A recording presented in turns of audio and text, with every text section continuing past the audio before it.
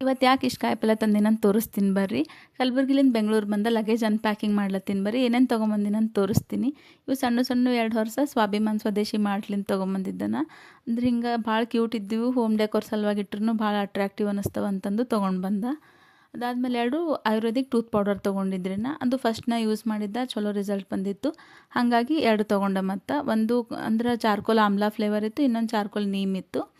ಅದಾದಮೇಲೆ ನಾ ಇದು ತೊಗೊಂಡಿದ್ರಿ ನ್ಯಾಚುರಲ್ ಶಾಂಪೂ ಮಾಡ್ಬೇಕಂತಂದ್ರೆ ಹಿಂಗೆ ಹೇರ್ ಫಾಲ್ ಭಾಳ ಆಗ್ಲತ್ತಿತ್ತು, ಅದ್ರ ಸಲುವಾಗಿ ಅಂತಂದು ಕೆಮಿಕಲ್ ಇದು ಶಾಂಪೂ ಸ್ಟಾಪ್ ಮಾಡಿ ಇದೇ ಯೂಸ್ ಮಾಡಮಂತಂದು ಐಟಮ್ಸ್ ಎಲ್ಲ ತೊಗೊಂಬಂದಿದ್ದ.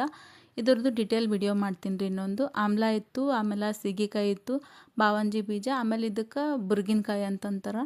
ಇವು ಹೆಂಗೆ ಯೂಸ್ ಮಾಡ್ಬೇಕಂತಂದು ವಿಡಿಯೋ ಮಾಡ್ತೀನಿ ರೀ. ಒಲೆ ಮೇಲೆ ಅಡುಗೆ ಮಾಡಬೇಕು ಯಾವಾಗನ ಅಂತಂದು ಈ ಸಣ್ಣದೊಂದು ಸೇಕಡಿ ಒಲೆ ತೊಗೊಂಬಂದೆ. ಇದು ಜಸ್ಟ್ ಇಡ್ಲಿ ಹಾಕಿ ಬೆಂಕಿ ಮಾಡಿದ್ರೆ ಆಯಿತು, ಅಡುಗೆ ಮಾಡ್ಬೋದು. ಇದು ಜಾಸ್ತಿ ಏನು ಮೆಸ್ ಆಗಂಗಿಲ್ಲ, ಹಾಗಾಗಿ ಇದೇ ತೊಗೊಂಬಂದು ಇಟ್ಕೊಂಡಿದ್ದ. ಇಷ್ಟೇ ಐಟಮ್ ರೀ ಶಾಪಿಂಗ್ ಮಾಡಿದ್ದು. ಇದು ಕಾಯಿಪಲ್ಯ ಚೀಲ. ಇದು ನಾ ಜಾಸ್ತಿ ಕಾಯಿಪಲ್ಯ ತೊಗೊಂಬಂದಿದ್ದೆ ಈ ಸಲ. ಎನಿ ಟೈಮ್ ಹಿಂಗೆ ನಾ ಹೊಂಟ್ರೂ ಆಗಲಿ ಇಲ್ಲ ಊರ್ಲಿಂದ ಯಾರು ಹೊಂಟ್ರೂ ಅವ್ರ ಕೈಲಿ ಕಾಯಿಪಲ್ಯ ತರಿಸ್ತಿರ್ತೀನಿ. ಯಾಕಂದ್ರೆ ನಂಗೆ ಅಲ್ಲಿಂದ ಕಾಯಿಪಲ್ಯ ಭಾಳ ಇಷ್ಟ. ಹಿಂಗೆ ಜವಾರಿ ಸಿಗ್ತದೆ, ಭಾಳ ಫ್ರೆಶ್ ಇರ್ತದೆ, ಹಂಗಂತಂದು ತೊಗೊಂಬಂದಿದ್ರಿ. ಇಲ್ಲಿ ಎಲ್ಲ ಜಾಸ್ತಿ ಮೆಂತ್ಯ ಪಲ್ಯನ ತೊಗೊಂಬಂದಿದ್ನ, ಯಾಕಂದ್ರೆ ನೀರು ಹೊಡೆದಿದ್ದಿಲ್ಲ ಹೊಟ್ಟೆ. ಇದು ಪ್ಯೂರ್ ಆಕಳ ತುಪ್ಪ ಇತ್ತು, ಇದನ್ನು ಅಲ್ಲಿಂದೇ ತೊಗೊಂಬಂದಿದ್ರಿ. ಬಿಟ್ಟರೆ ಎಲ್ಲ ಕಾಯಿಪಲ್ಯ ಅಷ್ಟೇ ತೊಗೊಂಬಂದು ಏನೇನು ಸ್ಟೋರ್ ಮಾಡ್ಬೋದು ಭಾಳ ದಿನ ಅಂತಂದು ಅಂಥವು ಅಷ್ಟೇ ತೊಗೊಂಬಂದಿದ್ನ. ಇದು ಮೆಂತ್ಯ ಪಲ್ಯ ಅನ್ನೋದು ಒಂದು 4-5 ದಿನದಾಗ ಖಾಲಿ ಮಾಡಬೇಕಷ್ಟೇ. ಇದು ಎಲ್ಲ ಅಂದ್ರೆ ಫ್ಯಾಕ್ಟ್ ಏನು ಹೇಳ್ಬೇಕಂತಂದ್ರೆ ಅಲ್ಲಿ ಎಲ್ಲ ಪ್ರೈಸ್ನು ಭಾಳ ಕಮ್ಮಿ ಇರ್ತದೆ. ಇವೆಲ್ಲ ಮೆಂತ್ಯ ಪಲ್ಯ ತೊಗೊಳಕ್ಕೆ ಹೋದಾಗ 10 ರೂಪಾಯಿಗೆ 2-3 ಅಂತ ಕೊಡ್ಲತ್ತಿದ್ರು. ಹಾಗಾಗಿ ಈ ಸಲ ಸ್ವಲ್ಪ ಜಾಸ್ತಿನೇ ತೊಗೊಂಬಂದೆ. ಆಮೇಲೆ ಸಲಾಡ್ ತಿನ್ಲತ್ತೀವಿ ಇತ್ತೀಚಿಗೆ ಜಾಸ್ತಿ, ಹಂಗಾಗಿ ಸೌತೆಕಾಯಿ ತೊಗೊಂಬಂದ್ರೆ ಎಷ್ಟು ಎಳೆ ಇದ್ದೀವಿ, ಜಸ್ಟ್ ಹಿಂಗೆ ಉಗುರು ಟಚ್ ಮಾಡಿದ್ರೆ ಮಾರ್ಕ್ ಆಗ್ಲತ್ತಿದ್ದು ಅಷ್ಟು ಎಳೆ ಇದ್ದೀವಿ ಸಣ್ಣ ಸಣ್ಣ.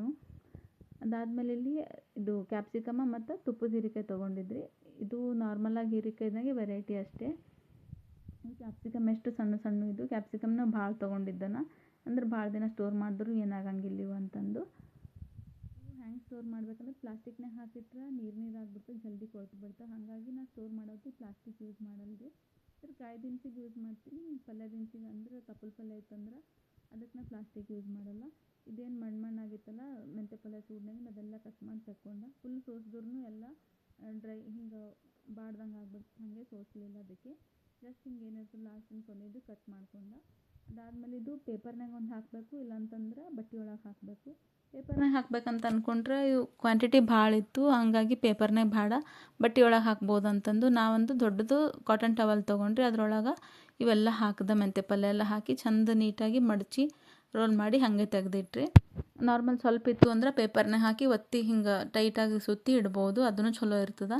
ಮಿನಿಮಮ್ ಅಂದ್ರೂ ಒಂದು 7-8 ದಿನ ಚಲೋ ಇರ್ತದೆ. ಇದು ಎಷ್ಟು ಬೇಕಷ್ಟು ತಗೊಂಡು ಮಾಡಬೇಕು ಮತ್ತು ಉಳಿದಿದ್ದು ಹಿಂಗೆ ಇಡಬೇಕು, ಚಲೋ ಇರ್ತದೆ.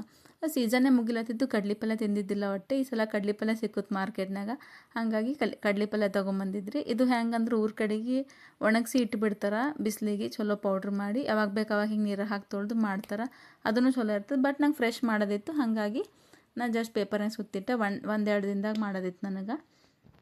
ಅದಾದಮೇಲೆ ಇಲ್ಲಿ ತುಪ್ಪದ ಹೀರೆಕಾಯಿದು ಅದನ್ನು ಹಿಂಗೆ ಪೇಪರ್ನಾಗ ಹಾಕಿ ರೋಲ್ ಮಾಡಿಟ್ಟು ಡೈರೆಕ್ಟಾಗಿ ಇಡೋದ್ರಲ್ಲಿಂದ ಭಾಳ ಜಲ್ದಿ ಹಾಳಾಗ್ತವೆ. ಹೆಂಗಂದ್ರೆ ಫುಲ್ ಒಳಗೆಲ್ಲ ಡ್ರೈ ಆಗಿಬಿಡ್ತವೆ, ಏನೂ ಸತ್ವ ಇಲ್ದಂಗೆ ಅನಿಸ್ತದೆ. ಹಾಗಾಗಿ ನಾನು ಎಲ್ಲ ಪ್ಯಾಕ್ ಮಾಡಿಡ್ತೀನಿ.